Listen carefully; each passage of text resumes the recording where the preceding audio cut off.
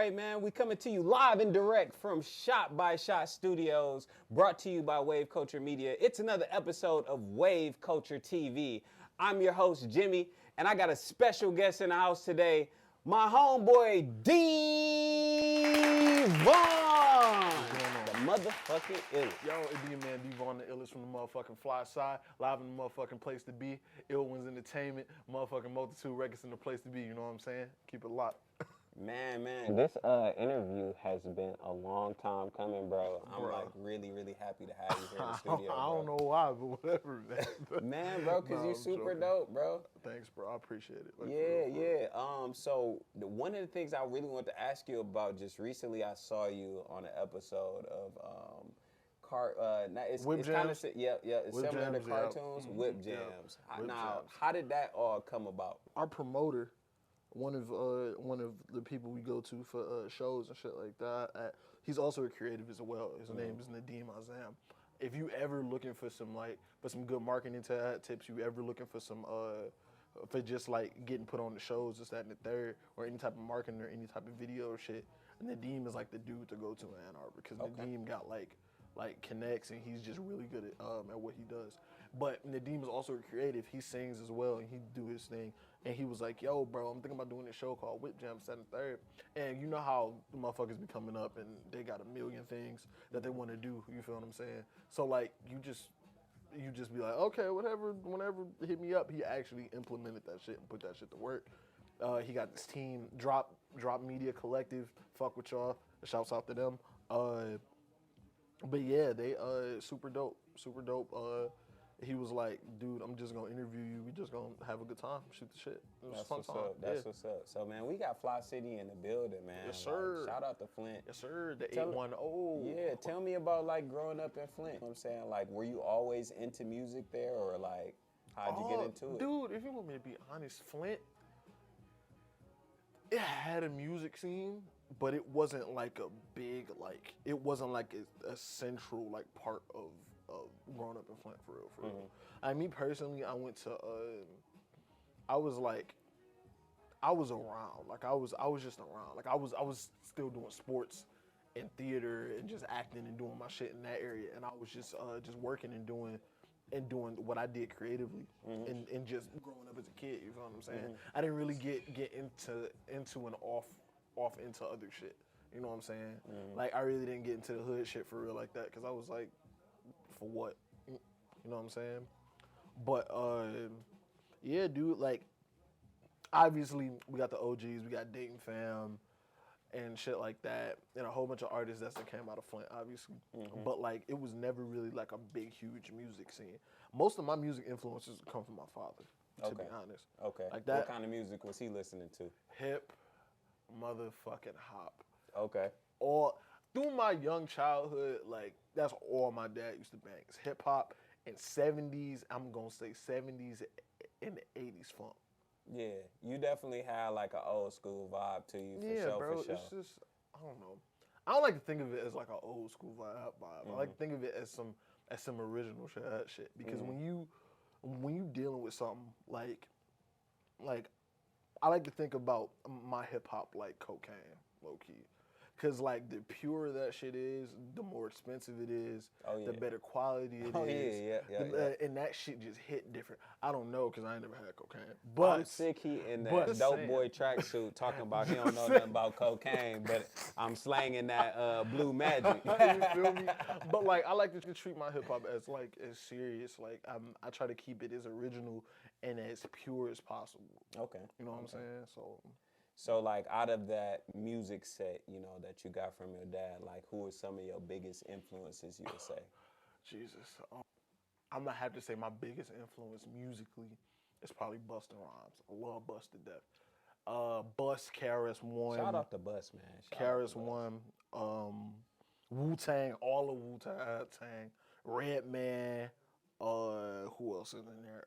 Rakim, Nas, just these dope ass, elite ass lyricists, and just these niggas that the whole DITC, Digging the Crates crew, Boot Camp, like fucking, yeah, man, bro, Duck Down Records, dude, like literally, hieroglyphics, just like, bro, like I'm really just a hip hop fan, bro. Like when I say like this shit is super serious to me, like it's like it goes beyond just, oh, I'm a rapper. Like niggas be like, oh, I'm a rapper. Who is KRS-One? I don't know who that is. Like fuck out of here, God. Like this shit corny as hell. But I digress. I see you got a real solid team around you. You know what I'm saying? Like, so can you tell me a little bit about like the Multitude crew? Like, what does that encompass? Okay, so originally it was. All right, so to tell you that, I gotta go back when I gotta tell you the story. Okay. Don't mind if I'm long-winded. Oh no, you cut good. it if you need to. You feel what I'm saying? But so originally I was. So to get to Multitude, I have to go back. You obviously know. I'm pretty sure y'all done did Asaka's interview before this. So shout out to Asaka the Renegade. Asaka the motherfucking Renegade, the God, the OG. But I started as a member of Tribe when I first got to college. Tribe was Asaka's organization and collective, and those niggas really implemented a part of being a part of a collective, and they really pushed you getting better, and you not just being not staying stagnant, and you not just being one track minded. You know what I'm saying? Niggas taught me how to put together projects. Niggas taught me how to rhyme and stay on topic.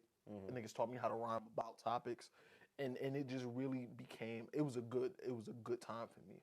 Yeah, iron sharpens iron. Yeah, but as everybody got into their lives, started to move on. Cause I joined Tribe when I was like 18. You know what I'm saying? Like I'm fresh out of. I'm 23 now. I'm about to be 24. Okay. So we as we started to move on musically, we started to kind of drift apart. Obviously, certain things. Everybody went through different avenues. Chris came back out to Detroit. Everybody just started doing their own thing. I was kind of lost.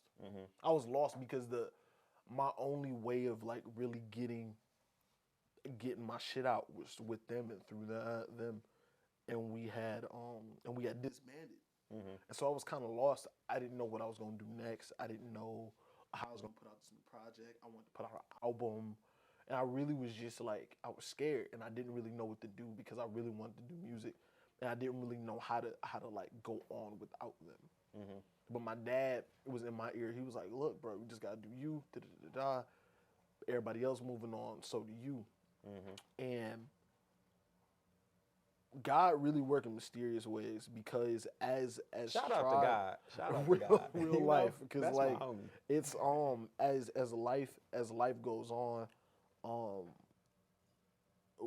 I'm still in school. I still got obligations to do in school, and I was working at Cedar Point at the time.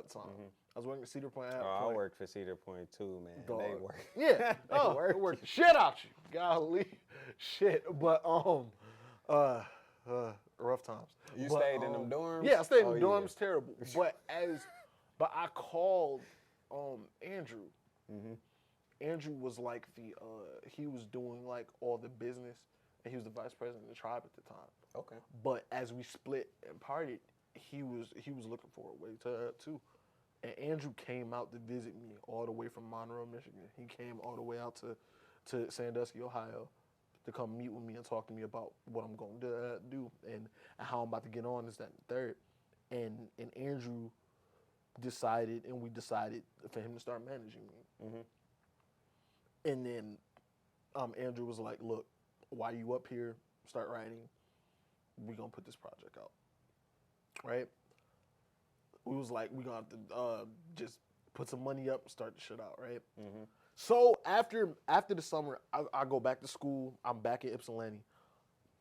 And it's kind of stagnant. It's very stagnant. I'm recording, but I ain't really got no direction, no purpose. And all of a sudden, the God comes out of fucking nowhere. Michael fucking Taylor. The God. Shouts out to my fucking manager, my brother, the God, Michael fucking Taylor. Yep. I don't know why I'm acting like he's not in here right now, but neither here nor there. Michael and Andrew came together and they thought up a plan. They was like, look, so what we about to do is we about to start a label. Randomly to me, I hadn't heard from Andrew in like a week. Andrew calls me and was like, yo, what you doing this day? This, that, and the third. I was like, cool, whatever. I'm low-key frustrated with Andrew because I ain't talked to him. He doing his snap thing, but I understand. And then I come into the multicultural room at Eastern. Y'all know where that shit at. Yeah. And I come in, there's a big ass fucking, these niggas got it set up in a fucking, and like a damn presentation about to go on. These niggas got some shit on the fucking projector and shit. Multitude Records LLC with the fucking logo, this, that, and the third. It was the old logo, it's not the logo we have now. That shit's fire. So we literally, it's just a big ass snap thing. And these niggas come at me, they was like, look, so it was like me and a bunch of other motherfuckers. It was a bunch of other artists and producers and shit. And so they give out this full blown fucking presentation like they was really about to sell us some shit. I went in thinking like this is some bullshit. Like what the fuck is this? But these niggas really sold me, and these niggas had their LLC already, tax forms, all types of paperwork behind the shit. These niggas done already put money up without even having no fucking artists, right? And so I'm amazed that these two dudes just put this shit together like that. And it really amazed me. And I was like, what the fuck? Okay. And then after the meeting was over, I had known Michael previously. We was like cool and passing, see him at parties, shit like that. You know the Sigmas is fucking everywhere out where. And then so me, Michael, and Andrew sit down and have a conversation. They was like, look, everybody else is cool. We fuck with that, but we really want you, and we really trying to put your shit out. We really want to put your project out. In my mind, I'm like, shit. Wait a minute. Like, fuck. Hold up. Wait. Y'all want to do what? It was like, look, don't worry about shit. You make the art. You do the shit. We're not gonna hinder your art. You do what you do. And thinking about it now, that shit really meant the world to me. It might seem small to everybody else because we not global and we not just the biggest shit ever, but it meant the world to me that somebody else believed in my shit and they wanted to put my shit out. They wanted to put up their money. They wanted to put up their time. They wanted to put up their effort to put my shit out because they believe in what I'm doing. And that shit really warmed my heart, and I put all my faith in that. They drew up a contract track. We drew up a year contract track. They was gonna do this, that, and the third for me. All I gotta do is deliver the music. All I gotta do is do my performances, do what I had to do contractually and obligation-wise, sign on the dotted line. Michael, when we signed, what's the anniversary of me signing the Multitude? Multitude is officially 2 years old. You signed in November, and we released your first project in February. All right. So we signed. I signed in November. We dropped, I think, maybe like 6 months after that. We dropped Napoleon Complex, which was my first album.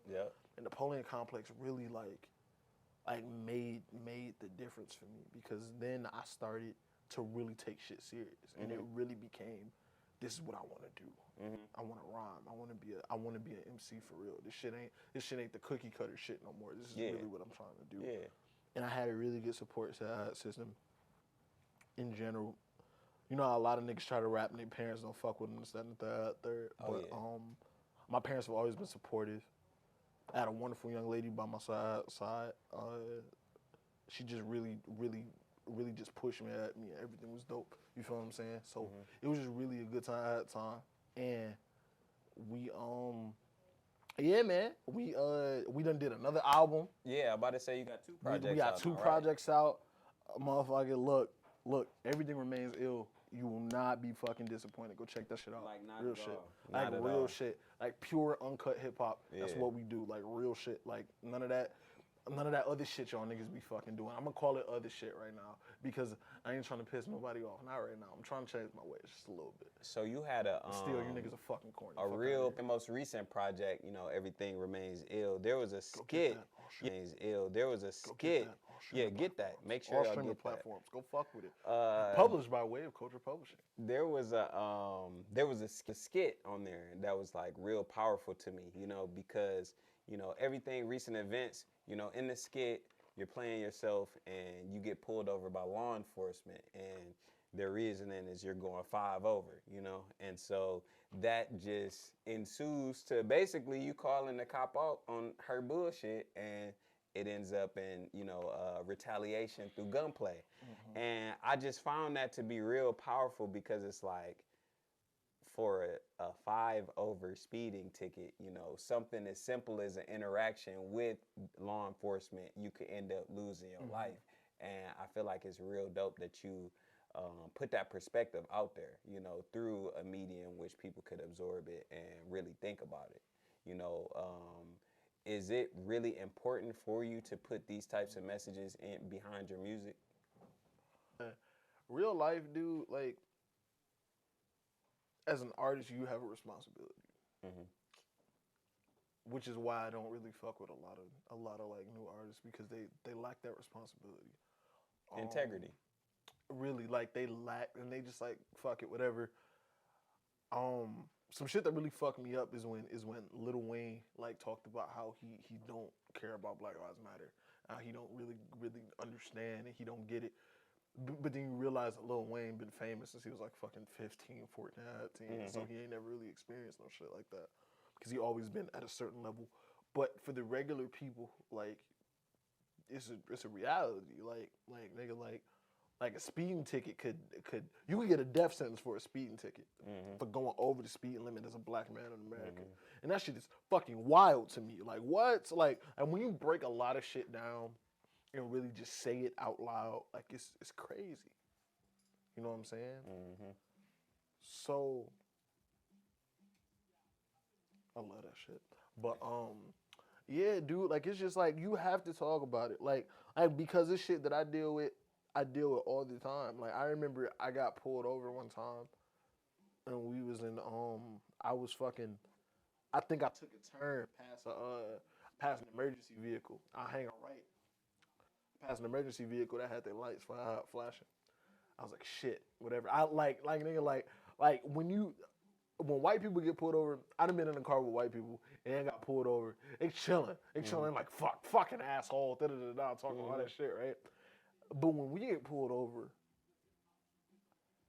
I start sweating. like, nigga, what? Like, my heart is synced to my ass, bro. Like, Yep. that shit fucking scary to me. Like, that shit's terrifying.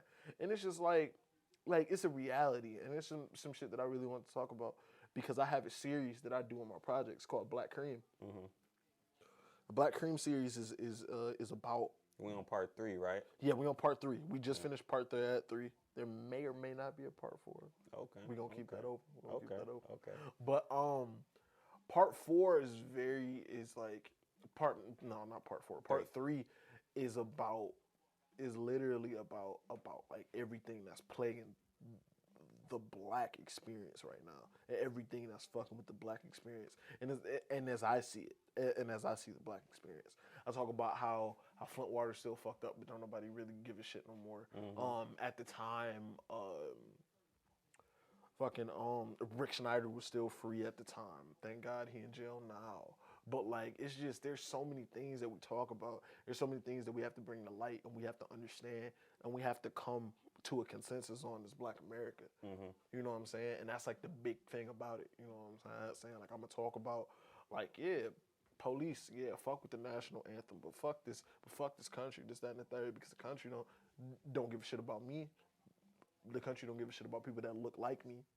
You know what I'm saying? So I have a very militant view when it comes to racism, and when it comes to, like, because my white friends understand there's certain shit that you can't talk about or you can't say in front of me at me, because I'm gonna check your ass on it, and there's gonna be there's gonna be a real, because motherfuckers at work, because we get to talking about issues and shit like that, and then when I get to talking, they be like, oh shit, here we go, because it's like my dad has always been the type to tell me what's real. He never sugarcoated shit. He never said some shit in a palatable way or just to make it more palatable. Like, fuck that. No, he said what's up. It's like for real. And he always just kept it real and kept it G. So I'm gonna do the same shit when I talk about it. I don't hold back. I don't say shit. I don't not say shit. I say what the fuck I feel. You know what I'm saying? Because you don't give a fuck. And that's great. Don't. For what? Why are you scared to talk? Why? In this country that say you have the freedom of speech, like, motherfucker, say what you feel. And unless you racist, I'm smack the shit out of you. Right. Yep. That was great. The moral of the story is, fuck the police. Yeah. Fuck the police. Fuck the love. But man, it's been really, really, really dope having you in, man. So do you have like anything that you want to like bring up? Anything that's coming out soon? Maybe like give us a little hint as to what we can expect from you coming out soon. So I'm gonna say this: fuck COVID-19, because I'm the type of artist that when I put out a project, I like to perform the project. I like to perform the project. I like to be out there, and I like to promote the project that way. Social media has never been my go-to way of handling certain things. Unless I'm putting out a video or a visual or something visually, I don't usually take it to social media. I'm working on that now, but so it's like it's been very hard to really like promote the last project. But we're doing the best we can with the circumstances we have. It's doing pretty well considering it's a local album and not a lot of people know who we are yet. But now, but in this time I've been very creative. And I've been dealing with a lot of different sounds, a lot of different ways of fucking with shit. So now we very, very, I think this is the quickest turnaround we done had from project to project. Yeah, I got a new project that's damn near done. We finishing up today. I got a studio session in like an hour. Okay. Finishing up today. Velvet Sweats and Pipe Smoke is the name of the new project. We are widening the lane. As opposed to the heavy boom bap and aggressive production, we're gonna focus more on the jazz and more on the smooth jazz and the funk production. Okay. And it's very dope. You know what I'm saying? So I'm real excited for that. I'm real excited. Velvet Sweats and Pipe Smoke. What'd you say? I was saying if you want, we can play a little bit of it if you want. Oh, we can. Yeah, we can. When we done or whenever, we can. We probably gonna throw Wave Culture snippet because you know they're gonna put the motherfucker out anyway. But yeah, so we gonna give y'all a snippet or whatever. Yeah. We breaking records around here, man. And then we got like for real, we're gonna give y'all a snippet of the Miss Ivy cut, and then we yeah. I'm excited. We probably gonna be dropping around. You ain't gotta give us that. You ain't gotta give us that. You know we just gonna stay tuned. Yes, sir. Velvet Sweats and Pipe Smokes coming out soon, man. Yes, sir. It's been a great time, man. Thank you for stopping by, my brother, so man. It's good to see you, God. D.Vaughn, the Illest. Make sure you go stream Napoleon Complex and Everything Remains Ill. Go get it. Go get it. Go Fly get City. it.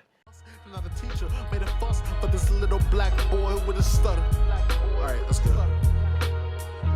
But this little black boy with a stutter. Y'all. This little black boy with a stutter. Can you feel his pain when your mouth don't agree with your brain? You thinking it's gonna